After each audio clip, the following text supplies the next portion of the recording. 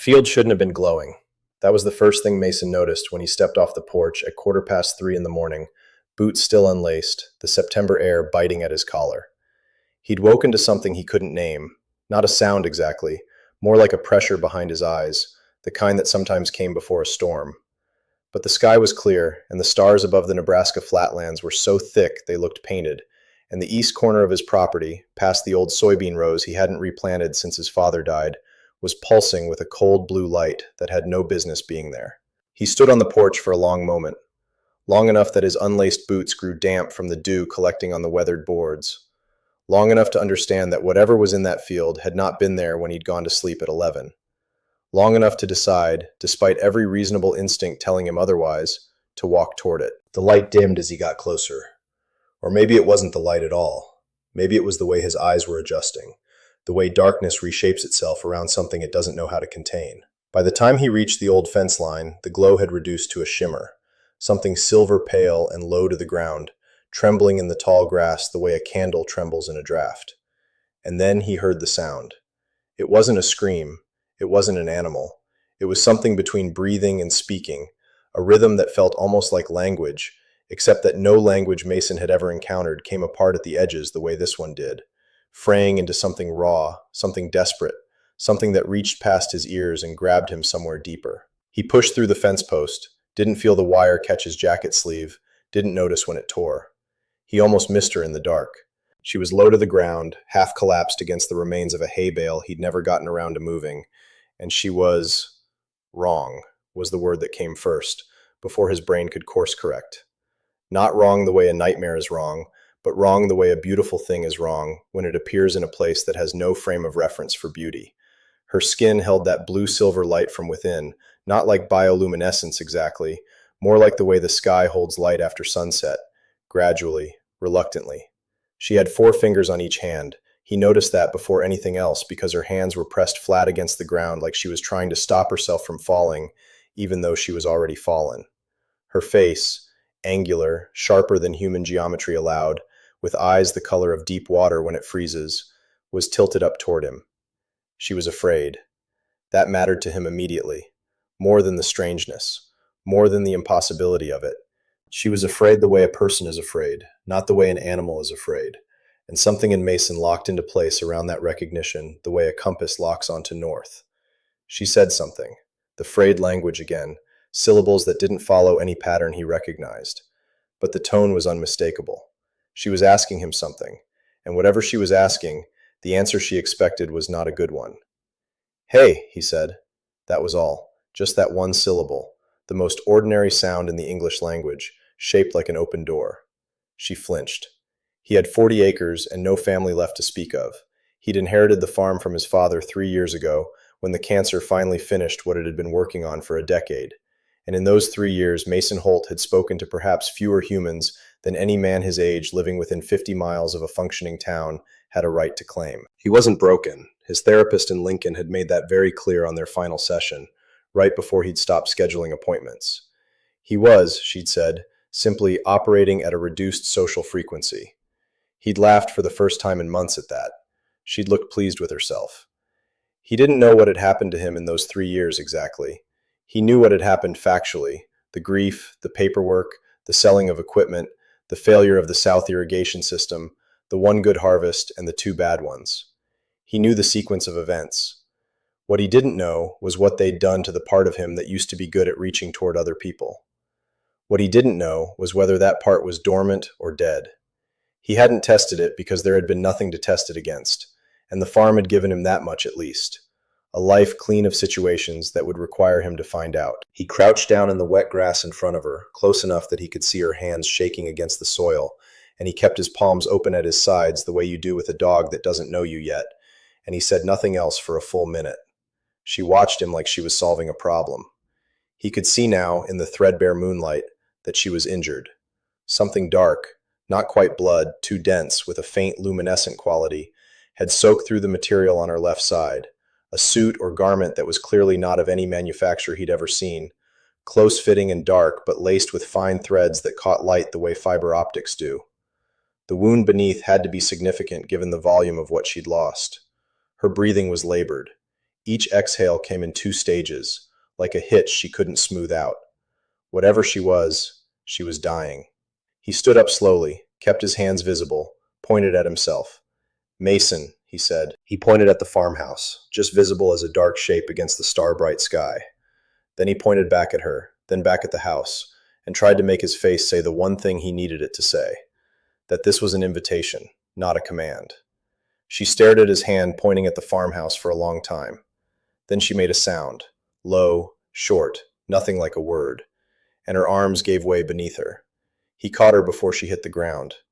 She was lighter than he expected and heavier than her frame suggested, and she burned with heat that was not fever but something structural, something internal, like holding a stone that has spent the day in direct sunlight. She went rigid when his arms closed around her, every muscle locking in what was unmistakably panic, and he talked the whole way back to the house. Nonsense, mostly, the kind of quiet narration he'd developed in the years of solitary farming, talking himself through tasks the way some people use music. And whether the sound of it calmed her or simply exhausted her remaining resistance, by the time he got her through the back door and onto the old couch in the living room, she had stopped fighting him. She had not stopped watching him. He brought a bowl of warm water and a clean cloth without thinking about it, the way you move when you've done something 100 times. Except he'd never done anything like this in his life. He approached slowly, showed her the cloth, dipped it in the water, and then waited. She tracked every movement. That calculation behind her frozen water eyes, it never stopped, not even when pain crossed her face in visible waves. Whatever she was intensely, ferociously intelligent, and she was deciding something about him in real time, running assessments he had no instruments to read. He touched the cloth to the edge of the wound on her side. She seized up, made a sound that drove a spike of guilt straight through his sternum. He pulled back immediately, held up the cloth so she could see it, showed her his other hand empty. Waited again. She exhaled. That two-stage exhale, hitching and then releasing. And she gave him the smallest possible nod, or what he chose to read as a nod, a downward tilt of her angular head so slight it might have been his imagination. He went slowly. He was careful in the way that only someone who has practiced gentleness in the absence of any audience can be careful, genuinely and without performance. And while he worked, he kept talking, low and even, and at some point he started telling her about the farm, about his father, about the south irrigation system and the way the water table had shifted over the past decade. She couldn't understand a word. That somehow made it easier to say. She passed out around dawn. She woke 12 hours later to the smell of something she had no name for. Mason was in the kitchen, and the smell was soup, canned tomato, the simplest thing he'd had in the cupboard, and he'd heard the change in her breathing through the open doorway and had brought a mug of it to the living room and set it on the floor in front of the couch and stepped back, because he'd figured out by now that proximity was something she needed to manage on her own terms. She looked at the mug for a long time. She looked at him. She looked at the mug again. Then she reached down with her four-fingered hand, wrapped it around the ceramic, and lifted it carefully, and held it under her face, and breathed in the steam with her eyes closed. Something shifted in her expression. It was small and it was fast, but he saw it. She thought it was a ritual. That much became clear over the hours that followed, as she watched Mason move through the house with the focused attention of someone cataloging an alien culture, which, Mason supposed, was exactly what she was doing. She watched him make coffee, and her eyes moved from the mug to his face and back with a solemnity that suggested she'd filed it under ceremony. She watched him water the single plant on the windowsill, a pothos his father had kept for 20 years, and he saw her expression shift toward something almost reverent. She watched him lace his boots, and he caught her studying the crossings of the lace with such intensity that he slowed down, repeated each step, let her see it. On the second day she spoke, not to him exactly, more near him, sounds directed at the air between them, testing whether communication was possible the way you test ice before you step on it. He listened without trying to decode, which seemed to be the right response, because she continued, and the sounds grew more structured, and somewhere in the third hour of that strange, halting exchange, him offering English words for objects he pointed at, her offering what he was beginning to understand were their equivalents in whatever language she carried, he learned her name. Vale. He said it back to her, and her chin lifted sharply, the way a person's does when they hear their name said correctly for the first time by someone who has been trying. Something cracked open in her expression, just for a moment. Then it sealed again. But he'd seen it. What he didn't know yet was what she was running from. The wound was healing. She healed fast, at a rate that would have alarmed him 3 days ago and now just impressed him. But she watched the windows. She watched the sky. Not with wonder, the way he might have expected from someone visiting an unfamiliar world, but with the taut vigilance of someone waiting for pursuit.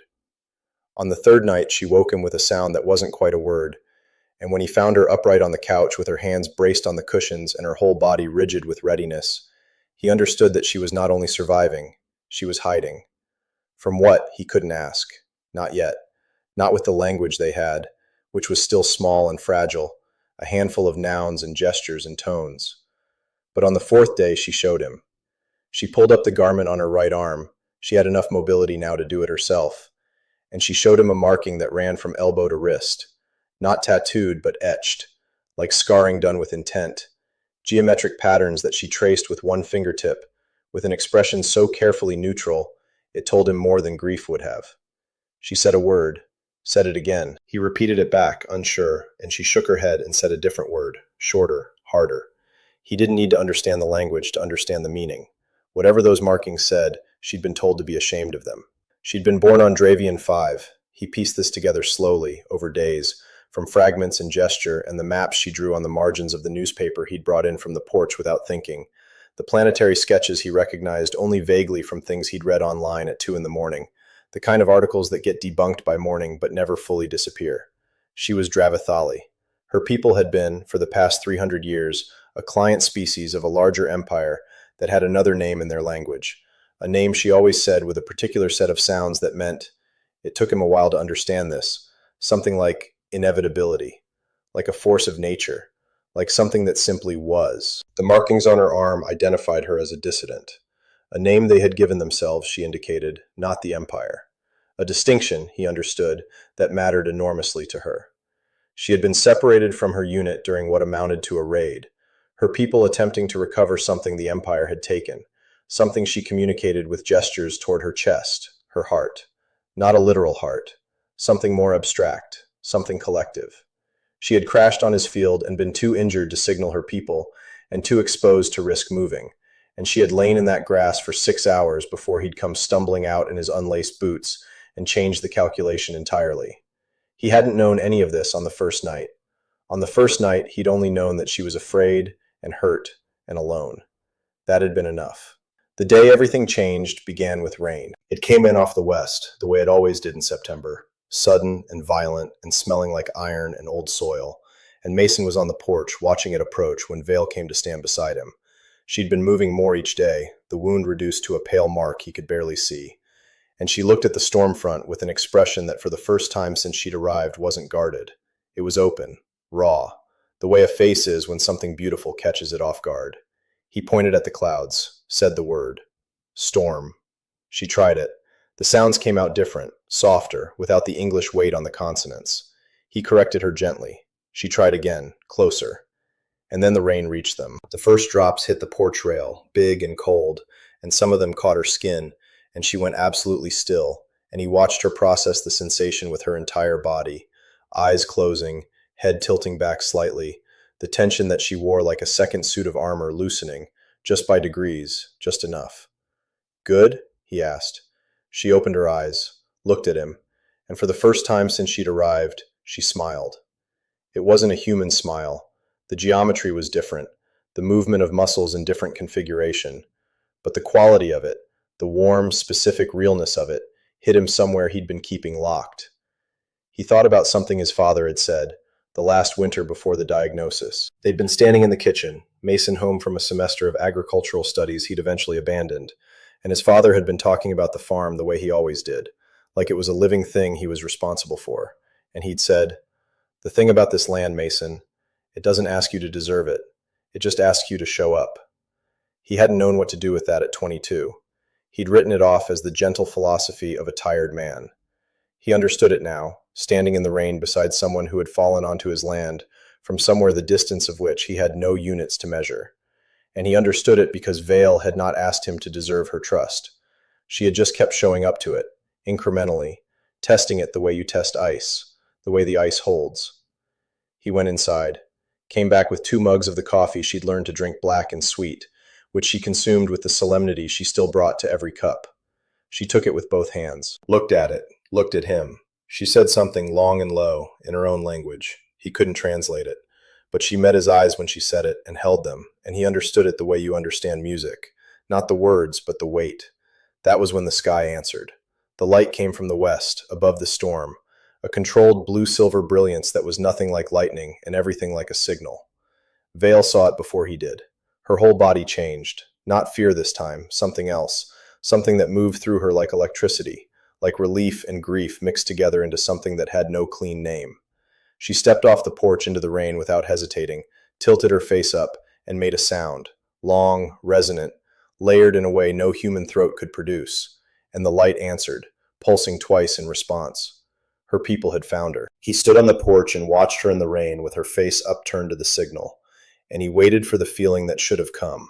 Relief, he supposed, at the resolution of something that had no right to be happening on his farm in Nebraska. But what came instead was something quieter and harder to name. The specific ache of something you've held carefully for days, prepared to keep holding indefinitely, and then must release. She turned back to him, walked back to the porch with rain streaming from her angular face, from the laced light garment that had almost fully repaired itself over the past week, and she stood close enough that he could see the mark on her arm and the fixed, unguarded expression she wore, which was the most undefended she had ever looked in his presence.